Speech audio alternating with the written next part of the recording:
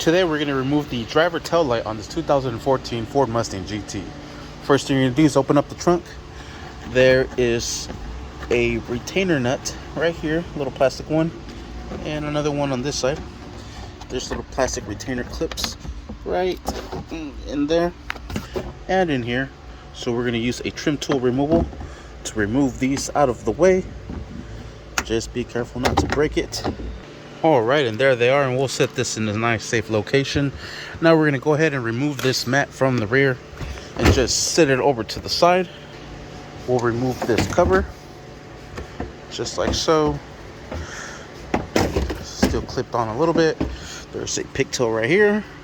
Press in the pigtail and release it. We'll throw this to the side. Now we have a pigtail for the wiring harness. We'll press the wiring harness in.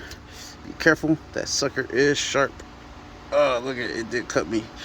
And then we'll have these nuts that we'll have to remove. Alright, we're going to be using an 11mm socket to drive those nuts out. And there we have it. Put them in a nice safe location. Now work this sucker out. Push in the bolts. Wiggle them back and forth in. Out comes the tail light. And there it is. And that is how you remove the tail light on the 2014 Ford Mustang GT. Thank you for watching. Please like and subscribe.